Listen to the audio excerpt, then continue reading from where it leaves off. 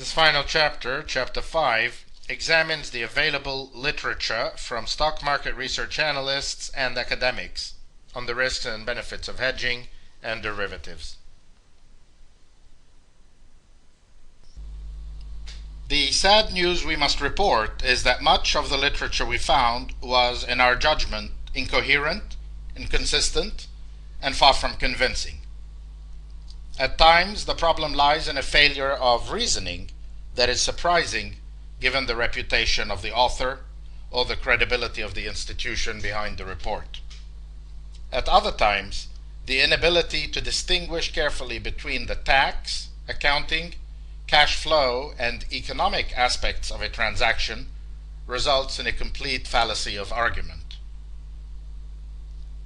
Elsewhere, the tendency of academia to represent the financial world in a manner that bears no resemblance to reality leaves the reader shaking his head at the vast chasm between the practitioner and academic perspectives of how markets work.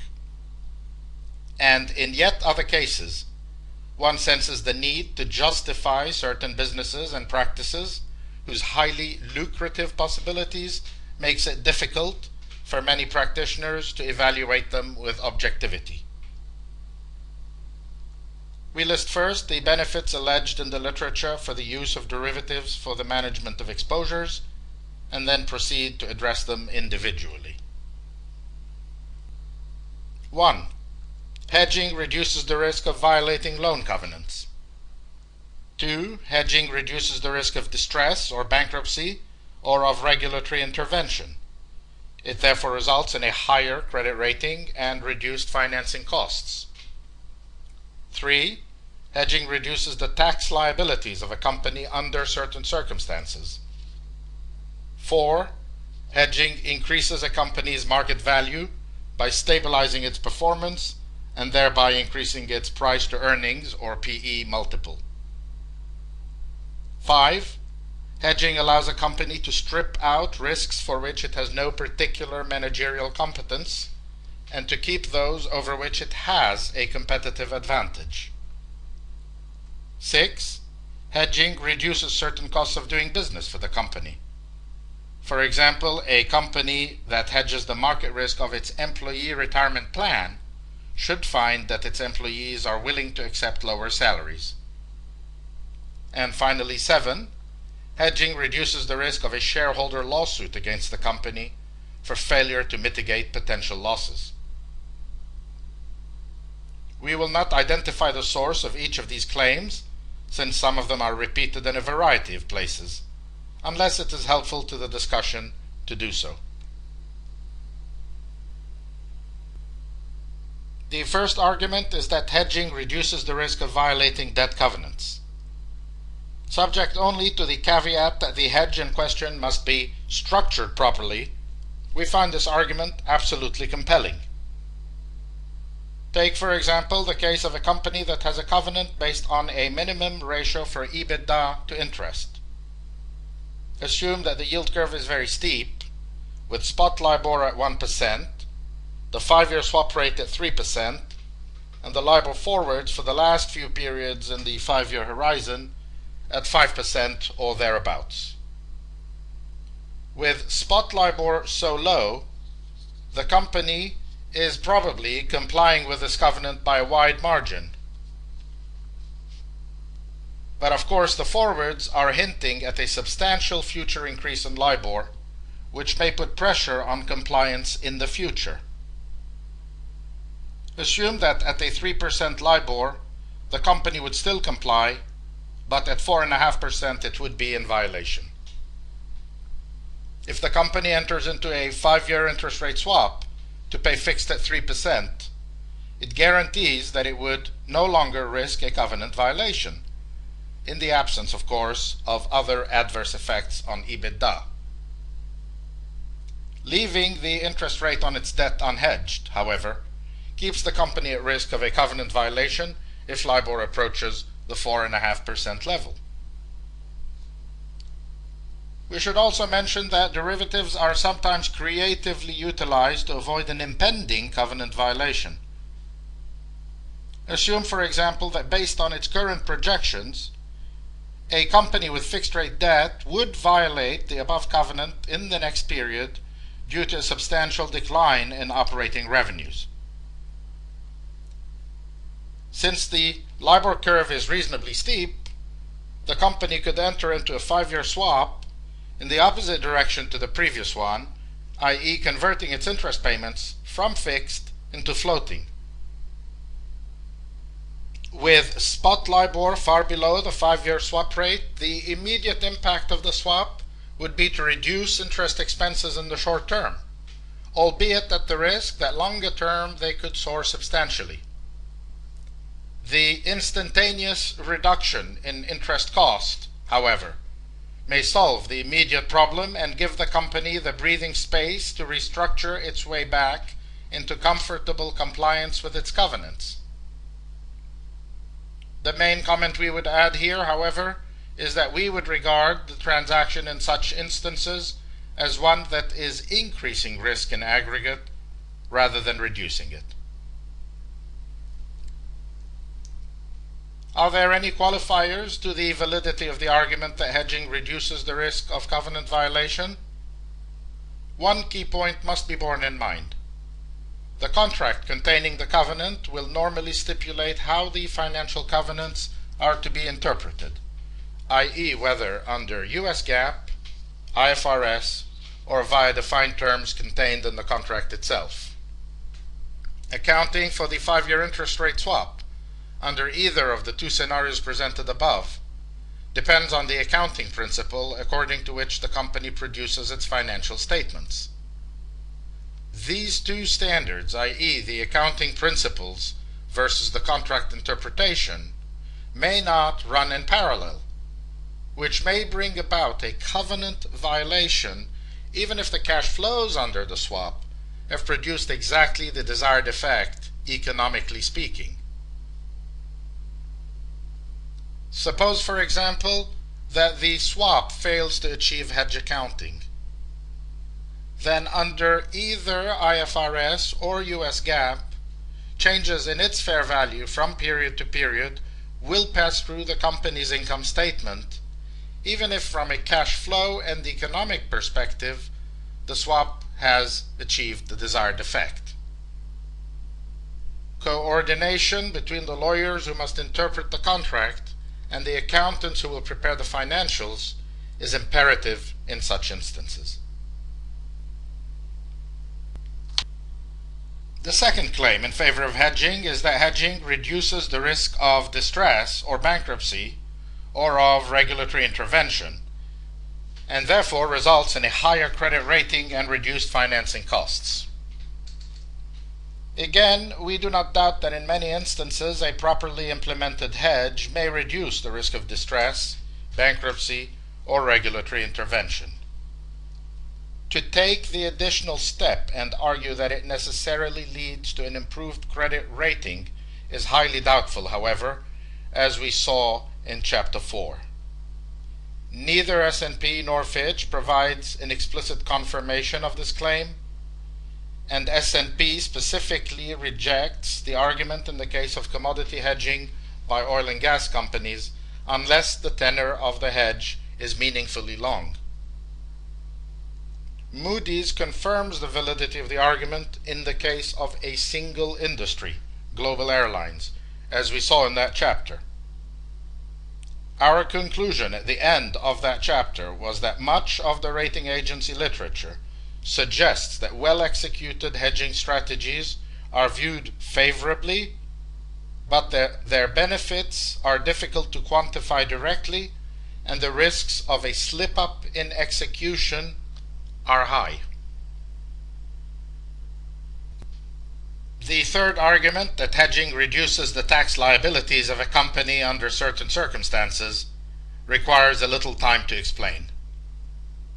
Assume the corporate income tax system in a country is progressive, meaning that higher tax rates apply to successively higher income brackets. To illustrate, the tax system in country A imposes a 20% tax on the first $5 million of corporate taxable income and a 40% tax on the next 5 million. Assume that an unhedged company expects to produce $4 million in taxable income in the coming year and $6 million in the year after that. The tax it would pay in the first year amounts to $800,000. In the second year, however, it would pay a tax of $1 million on the first $5 million of taxable income, plus another $400,000 on the last million. In aggregate, it will pay $2.2 million in taxes over the 2 years combined. Now suppose the company can smooth out its taxable income by hedging away some of the volatility in its performance, so that taxable income becomes $5 million in each of the 2 years. Ignoring the time value of money, the pre-tax income of the company is unchanged at $10 million.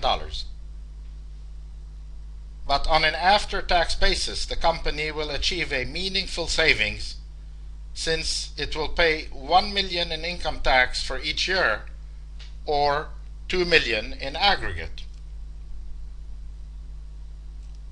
In effect, by shifting $1 million in taxable income from year 2 to year 1 through the hedging process, the company has shielded from tax 20% of that million by clawing it out of the 40% tax bracket and transferring it into the 20% bracket.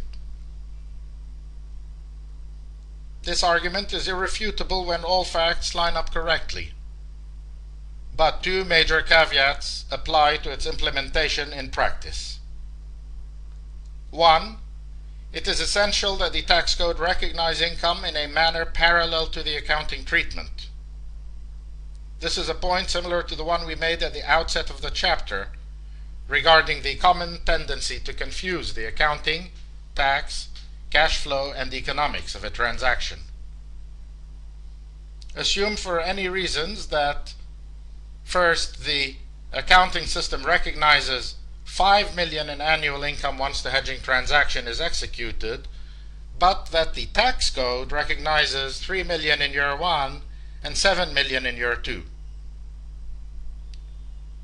Far from eliminating $200,000 in taxable income in aggregate, the hedge will have given rise to an additional $200,000 in taxes payable, i.e. to an aggregate tax liability of $2.4 million versus $2.2 million prior to the hedge, as you should be able to verify without difficulty. The second caveat is that the corporate tax law in many countries provides for a single flat income tax rate, in which case the argument loses its power. And even where the corporate income tax is progressive, the highest tax rate often begins at a modest level of only a few $1,000,000 in income, which means that many of the large corporates invariably find themselves in the highest bracket, even in a bad year. The fourth claim is that hedging increases a company's market value by stabilizing its performance and increasing thereby its price-earnings multiple, or PE. This is obviously a claim that must be tested empirically, a process we would find impossible despite the numerous papers that allege to have found evidence for it. Possibly the leading paper on the subject is one by George Alayanis and James P. Weston, titled The Use of Foreign Currency Derivatives and Firm Market Value from 2001, which purports to find a 4.5% approximate boost in the share price of companies that hedge FX risk versus those that do not.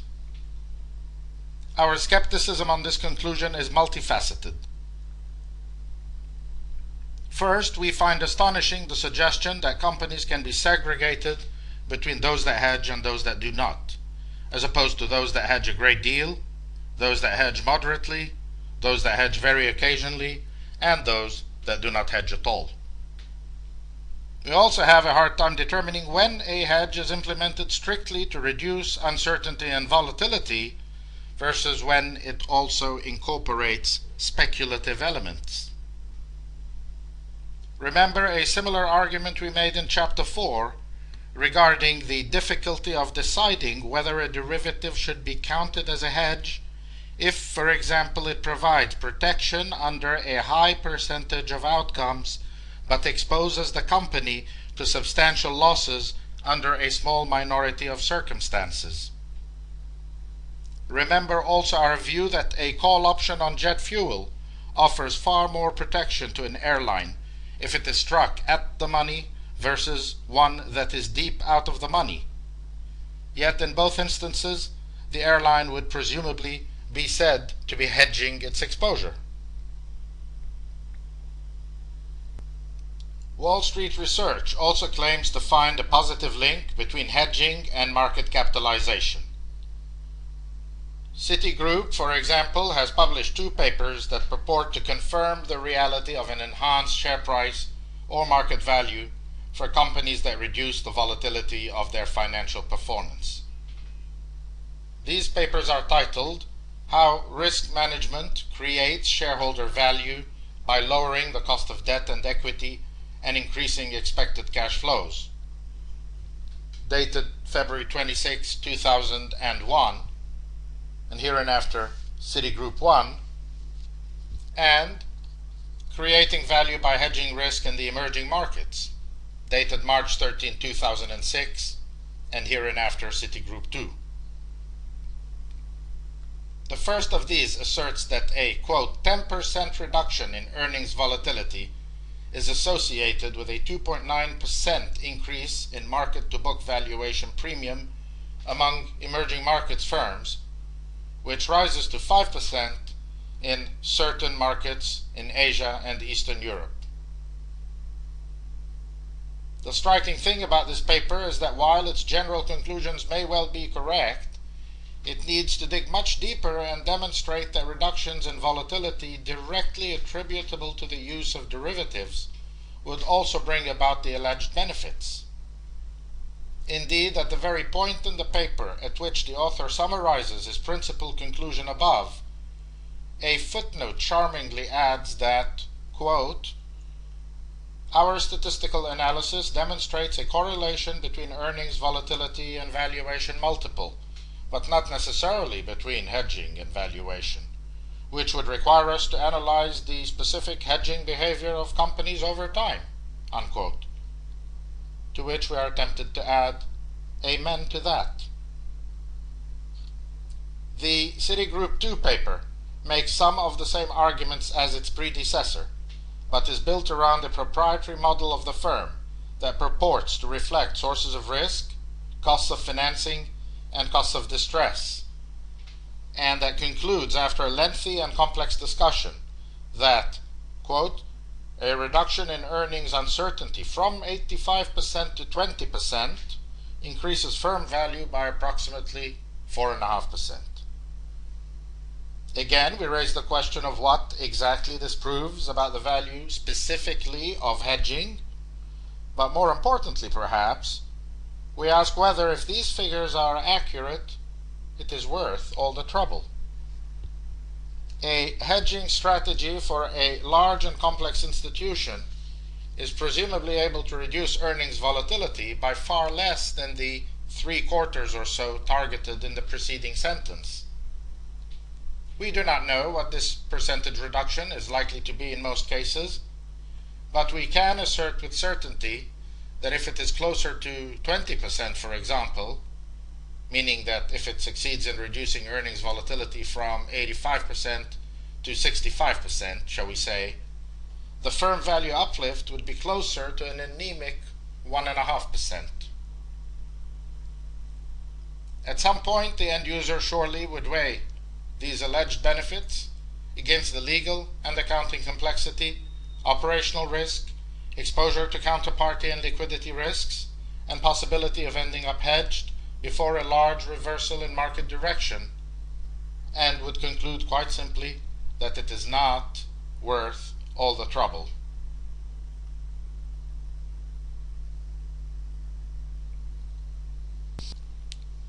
Claim number 5 is that hedging allows a company to strip out risks it has no particular competence managing and to keep those over which it has a competitive advantage.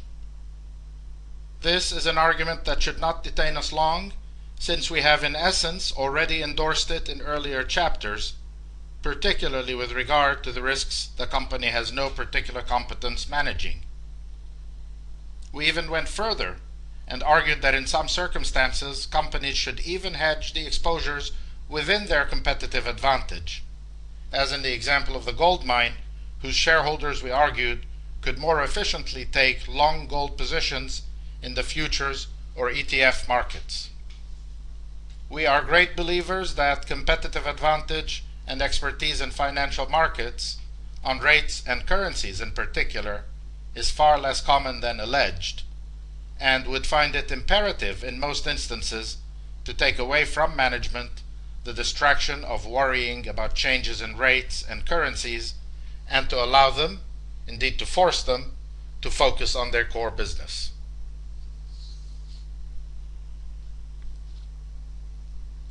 Claim 6 is that hedging reduces certain costs of doing business for the company. For example, a company that hedges the market risk of its employee retirement plan should find its employees willing to accept lower salaries. We can also dismiss this claim for its patent absurdity. We do not doubt that an excellent and generous retirement and benefits plan may convince employees to accept a lower working wage. But we have yet to meet many employees with the capacity to assess the riskiness of their pension plan portfolio at any point in time, let alone on an ongoing basis. We view this as the sort of argument developed out of desperation by sales staff reaching for more than realistically exists.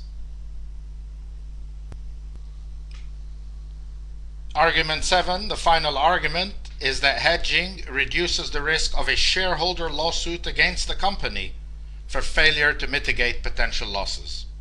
It also reduces certain insurance costs for the company. This is a very interesting argument.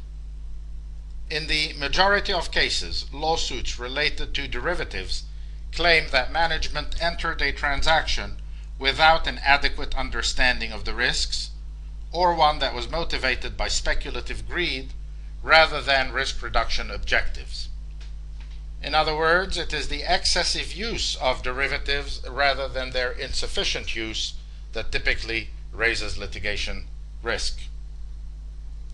3 lawsuits of which we are aware, however, do purport to center on a complaint, at least in part, that a hedge should have been implemented when it was not. In Brain versus Roth, for example, plaintiffs held shares in a grain elevator company that received 90% of its operating income from the sale of grain. A decline in grain prices resulted in large losses to the company, or cooperative specifically, losses that could have been mitigated through the use of hedging contracts. The court held that the failure to hedge constituted a breach of the fiduciary duty of care owed by the directors to the cooperative shareholders. Similarly, in a class action brought by shareholders of the old computer maker Compaq against the company CEO and chairman, plaintiffs had purchased shares in Compaq based on the president's statements regarding the future prospects of the company. Soon thereafter, the stock dropped 20% in value in response to a disappointing earnings report. The plaintiff's claim was based in part upon the corporation's failure to disclose its lack of adequate foreign currency hedging mechanisms to protect against the drop in the value of foreign currencies against the US dollar. The absence of currency hedges allegedly was material because Compaq derived 54% of its revenues from foreign markets. Finally, we are aware of lawsuits brought in the UK against an insolvent insurance company's management on the basis that the large losses it took on guaranteed products could have been avoided if the company had purchased swaptions long before interest rates came crashing down. It is difficult to say for certain whether these cases represent a trend or are just outliers. The law here is highly technical and well outside the scope of this module, as well as our own specific competence. But we would find it difficult to believe that many courts could see their way to finding management liable merely on the basis, ex post facto, that they could have hedged a risk they left uncovered and that came back to haunt them. It seems far likelier that as the law in this area evolves and matures, courts will probably decide that management is required to measure and monitor risk, examine the company's ability to absorb the ups and downs the risks generate for the company's financial metrics, and decide on whether a hedging strategy makes sense or not. And if so, to what extent and in relation to what specific risk. In principle, management could conclude, after a thorough examination of facts and circumstances, company capital structure, internal offsetting exposures, historical volatilities, and all the other considerations we have discussed extensively in this module, that the benefits of hedging instruments do not outweigh their risks, complexities, or costs. And in such a situation, we would not imagine a court would challenge this sensibly reasoned decision. But a management that decides irrationally to avoid hedging altogether based on insufficient research or an absence of motivation could very well find itself answering to angry plaintiffs in front of critical judges. This completes this Chapter 5, Part 2, and the whole of this module on the benefits of hedging.